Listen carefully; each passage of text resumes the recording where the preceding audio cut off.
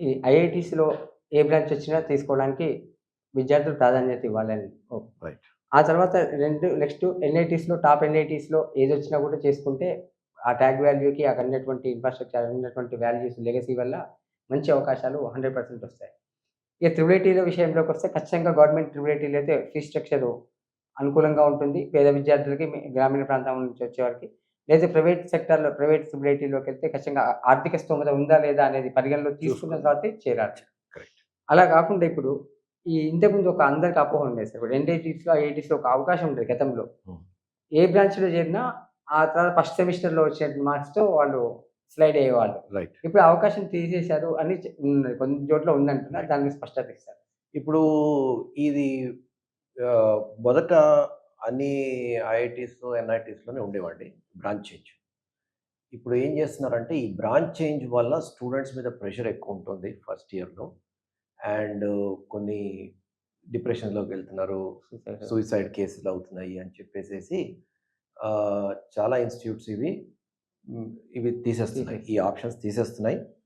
ఆహ్, కాకపోతే జాయిన్ అయ్యే ముందర మీరు ఒకసారి చెక్ చేసుకొని అది జాయిన్ అవ్వాలి. ప్రతి సంవత్సరం మారుతున్నాయి. ఫర్ ఎగ్జాంపుల్ ఐఐటీ ఢిల్లీలో నేను చెప్పాను కదా! ఐఐటీ ఢిల్లీ వాళ్ళ ప్రోగ్రామ్ అనౌన్స్ చేసింది.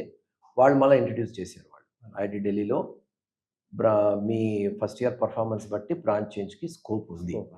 సో, ఇది ఇన్‌స్టిట్యూట్‌కి మారుతుంది. ఏడాదిలో మార్పులొస్తున్నాయి. సో, మీరేం చేస్తారంటే వెరీ ఇంపార్టెంట్ నేను పేరెంట్స్ అందరికీ చెప్పేది ఓపెన్ హౌస్ అని ఈ ఐఐటీస్ అన్నీ కండక్ట్ చేస్తాయి.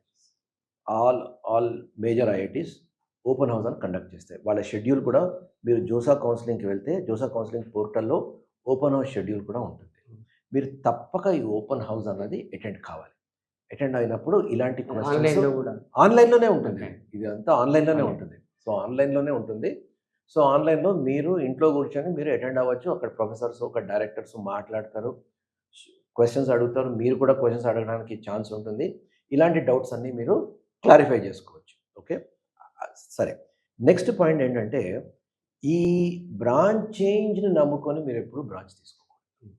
బ్రాంచ్ చేంజ్ వస్తే అది జాక్‌పాట్ అనుకోవాలి. అంతేగాని బ్రాంచ్ చేంజ్ ఉంటుంది కదా అని మీరు డెసిషన్ అయితే తీసుకోకూడదు. ఫర్ ఎగ్జాంపుల్ నాకు ఐఐటీ ఢిల్లీలో సరే నేను ఐఐటీ ఢిల్లీలో ఏదో ఒక బ్రాంచ్ వస్తే తీసుకుంటాను.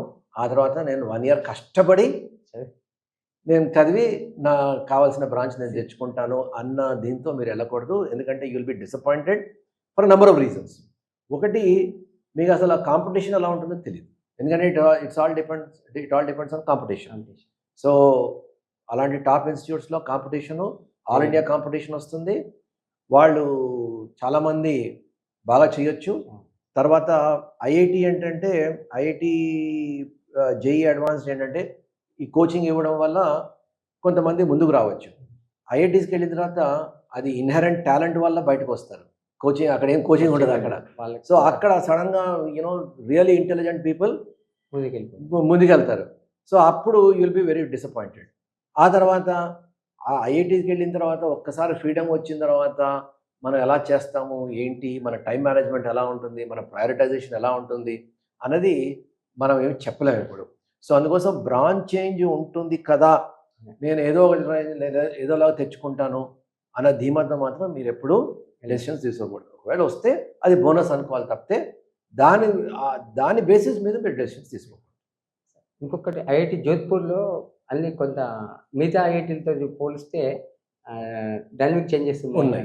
అది దాని గురించి ఒక ఐఐటీ జోధ్‌పూర్ ఏమంటున్నారంటే ఒక 40-50% మీ కోర్ క్రెడిట్స్ తీసుకోవాలి. మిగిలిన 50% యాజ్ మీరు మీరు కావాల్సినట్టు you can mix and match అనమాట. You can form your own branch అన్నట్టు చేయొచ్చు. సో, కాకపోతే దానికి కొన్ని కండిషన్స్ ఉన్నాయి. అది అందరికీ కాదు.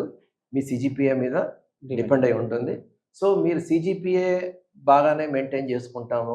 I want to use that flexibility అంటే మీరు జోధ్‌పూర్ మీరు తీసుకోవచ్చు. కానీ జోధ్‌పూర్ మనకు తెలుసు కదా! Second generation Jodhpur. Second generation అంటే మనకి రోపార్ తర్వాత మండి పైన ఉంటుంది. సో, అక్కడ మీరు ఆ రేంజ్‌లో మీరు ఏదైనా వస్తోంది అంటే మీరు జోధ్‌పూర్ డెఫినిట్‌గా మీరు రోపార్, మండి రేంజ్‌లో మీరున్నారు. అంటే మీరు డెఫినిట్‌గా ఈ ఫ్లెక్సిబిలిటీ వల్ల మీరు జోధ్‌పూర్‌కి కొంచెం Priority. ప్రయారిటీ ఇవ్వచ్చు. ఎందుకంటే మీకు కొంచెం వెసులుబాటు ఉంటుంది ఒకసారి జాయిన్ అయితే.